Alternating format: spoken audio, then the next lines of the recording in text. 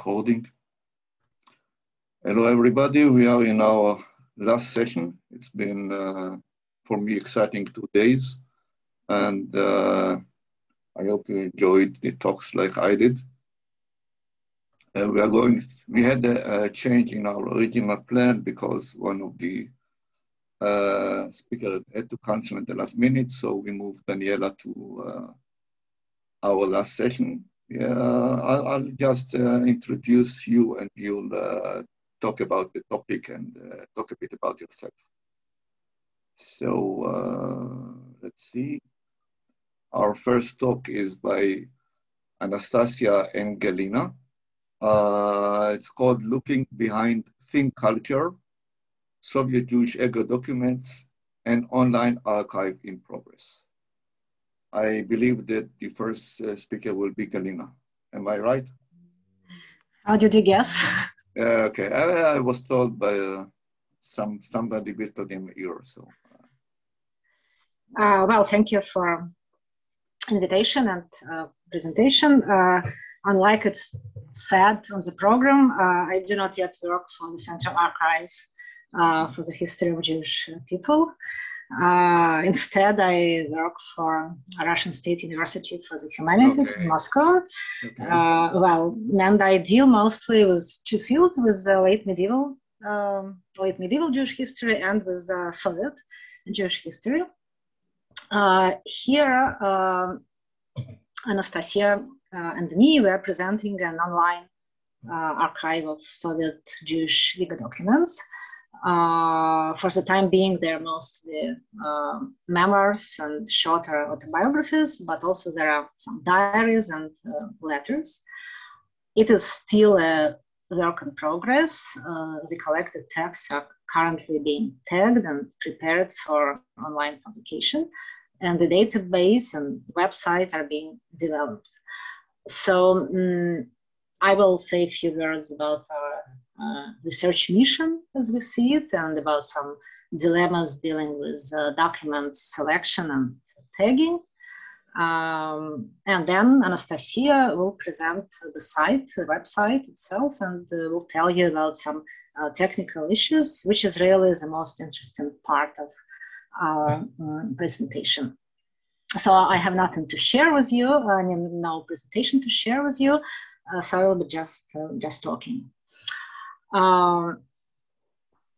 Our starting point for this project was the current state of the art in the existing scholarship on Soviet Jewry, as we see it. On the one hand, speaking very roughly and very briefly, there is a narrative of Soviet Jews as victimized and assimilated minority, so-called Jews of silence, with only thin culture or symbolic ethnicity left by the end of Soviet period. This view was established by the turn of the century by a number of mainly Western and Israeli scholars. On the other hand, much of the latest scholarship on Soviet Jewry, particularly that based on oral history sources, overemphasized the Jewish line in their subjects' lives as a result of focusing on specifically Jewish topics while interviewing their informants, which is usually done in Yiddish, which also increases this Jewish line. So looking for Jewish content, scholars have tended to neglect most of the Soviet aspects of their informants' lives, like their jobs or their attitude to Soviet state and regime, and their engagement with socialist values. Another issue is sort of retrospective reconstruction of life in the USSR, which tends to make later events seem almost inevitable. For instance, some scholars have seen post-perestroika mass immigration as a convincing evidence that the majority of Soviet Jews wanted to immigrate in the 1970s, which is not true. And finally, another problem, field research meant to regain Jewish content of Soviet Jewish life is usually conducted in Ukrainian or Moldavian small towns, former Shtetl, traditionally populated by Jews who preserved Yiddish and some traditions until recently. So ordinary, so-called ordinary Jewish intelligentsia of big cities, Soviet Union capital and Republican capitals, neither cultural elite nor dissident circles, this ordinary intelligentsia remains either ignored or considered totally assimilated and therefore presenting no interest to Jewish scholarship. So our corpus of IGA documents currently being collected in Moscow, Petersburg, and some other big cities is expected to establish metropolitan Soviet Jewish life as another legitimate subject of research. In general, we expect that IGA documents, especially those written before perestroika and or before their authors' migration from the Soviet Union, unlike more recent interviews, especially contemporary interviews, will contribute to a more multifaceted picture, shedding light on the real fabric of life, as opposed to some ready schemes or conventional attitudes, and as opposed to retrospective reconstructions. They're expected to reveal the diversity of Soviet Jewish experience that actually included victimity as well as success stories, acculturation up to conversion to Orthodox Christianity, along with speaking Yiddish and preserving some limited religious observance, or not unlimited religious observance, and Jewish shame, along with a positive and proud Soviet Jewish identity. Another reason for this project has been the very existence of Soviet Jewish IGA documents, preserved either in family archives or in various Jewish organizations' collections, not to mention big state or private archives in Russia, Israel, or Germany. Those memoirs, written again by ordinary people, mostly lie around and wait to be introduced into scholarly circulation. So we're collecting precisely these autobiographical writings by ordinary people. This is a self-designation. They often entitle their autobiographies with this very word, like an ordinary life story or a life of an ordinary man or something like that. These texts are either unpublished, handwritten or typed, or published in limited edition for family and friends. Usually memoirs address their not only children, but grandchildren. And later we plan to include also Jewish-related fragments of well-known and long ago published memoirs by some cultural figures, writers, scholars, artists, or actors. Such biographies have been studied in various contexts, but as a rule, not in a Jewish one. Well, so the first dilemma in the process of selection was how to understand Jewish in Soviet Jewish IGA documents. Would IGA documents authored by Jews but having zero Jewish content count?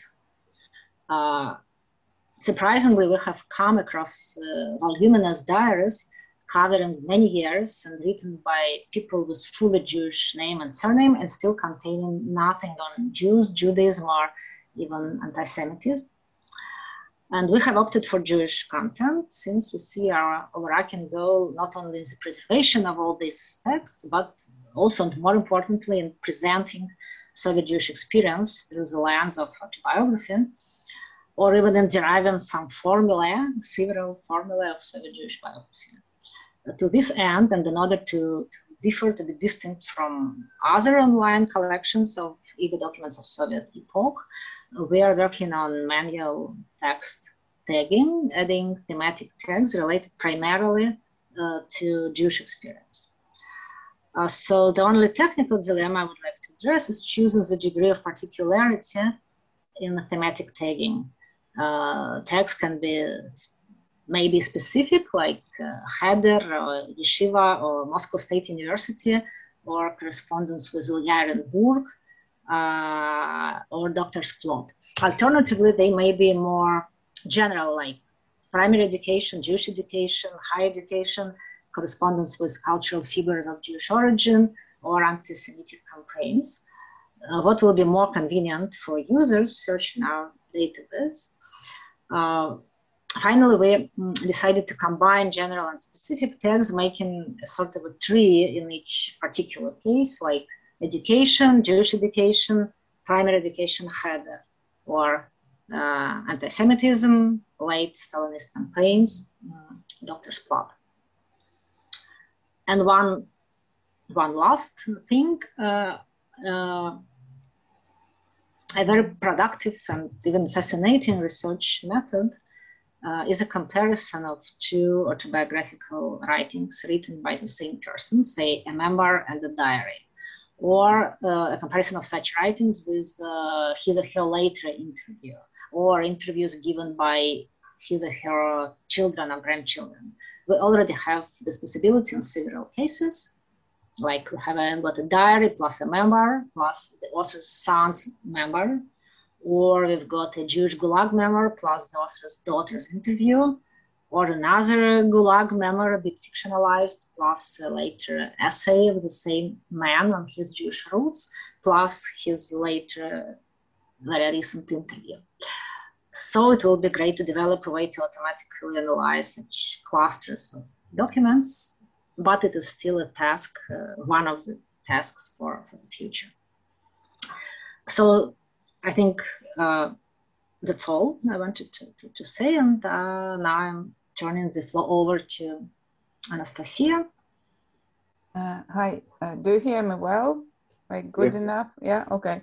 So I will show the website we're working on. This is the test version. I won't, since the public here is more academic, I won't bother you with a lot of technical details.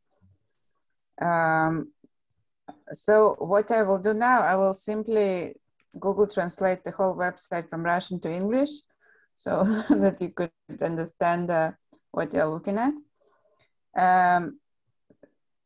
So we have here, for now, only two sections, authors, the page that lists the authors, and you may enter each author page and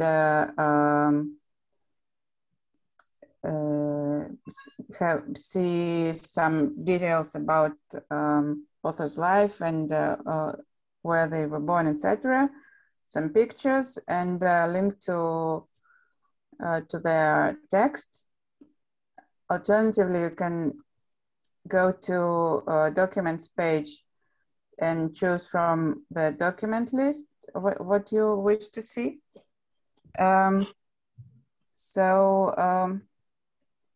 This is quite obvious. We use some pretty standard content management system for this. So I will now show the page of a text, which in this case are memoirs of Lipman Kokotov. So it goes like this. We have the all tags on the right side. So here you can see that these are tags which Galina inserted manually. So this is the major focus of our website, since it is a very high valued intellectual labor, let's say. So she went over the whole text and decided which texts are relevant. In case you, okay, let's see what we get if we click on Army newspaper. Okay, it takes us to the relevant passage, which is highlighted. Also all such text are by default highlighted with this blue color. I don't know, for some reason, there is usually a window which pops up with the text saying which tag is attached to this passage. Maybe because of the Zoom, it doesn't show it now, I don't know. And you can view all the tags and choose from the long list. Let's try Yom Kippur, okay. Yeah, it took us to the Yom Kippur related passage. So this is the core of the project, the most valuable part. Same goes for location, for the highlighted locations, persons' names and organizations, since those are entities that Galina tags manually.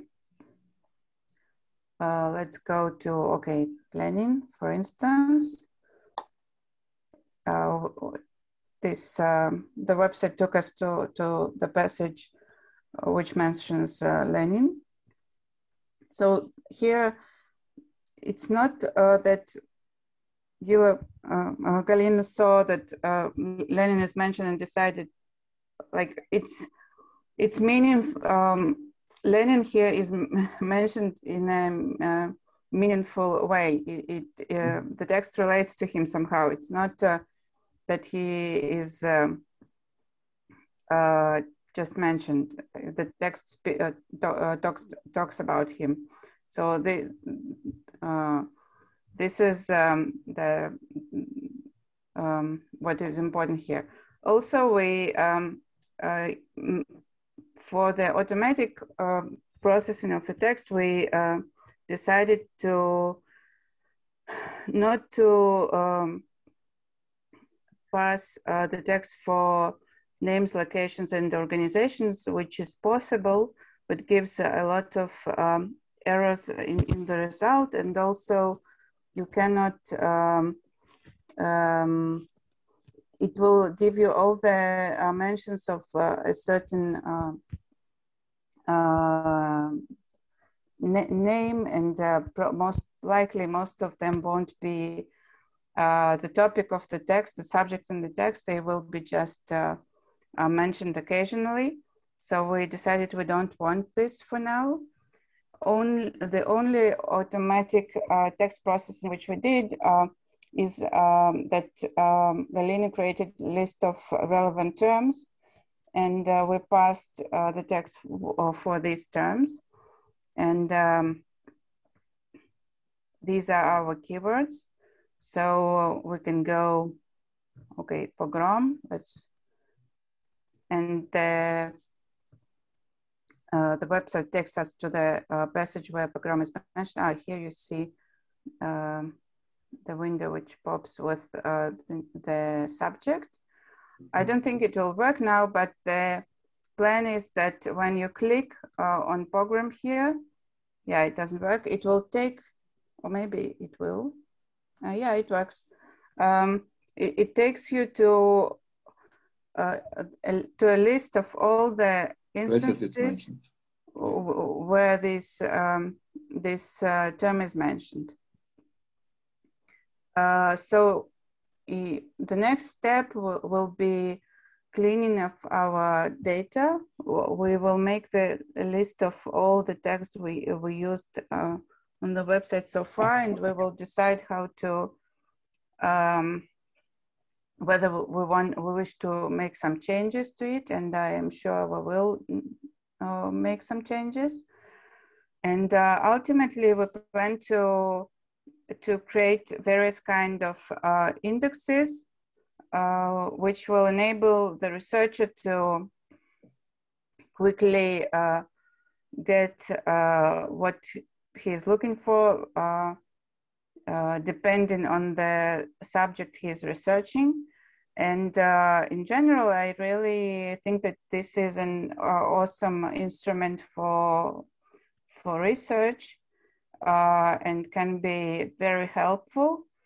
And also we are planning, after we upload a lot of text to our website, we plan to make some general analysis and see what we can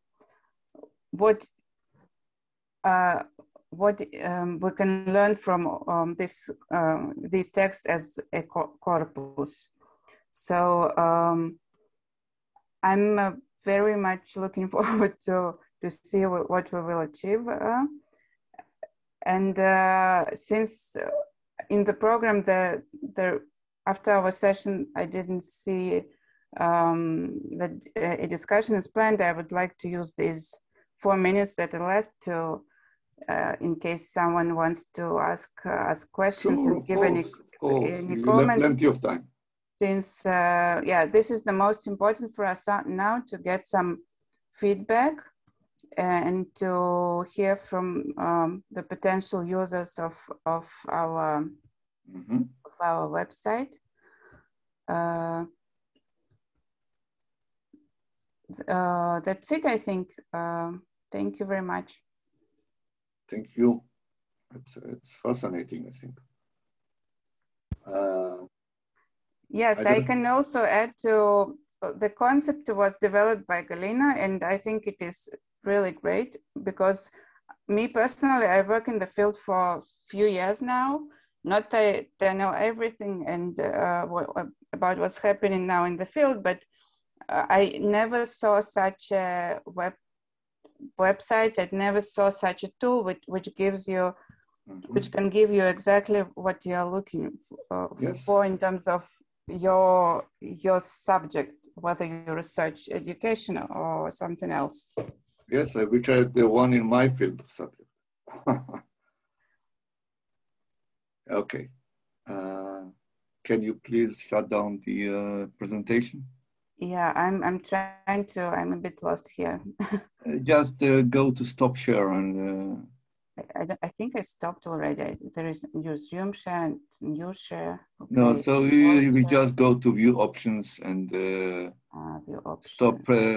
I think we are now. Okay. Oh, okay. Okay, that's the way to do it. I don't know if you know about the conference that we do very shortly at Haifa University on digital humanities with similar subjects. So they just published that the program. I think it could be very, very useful to you.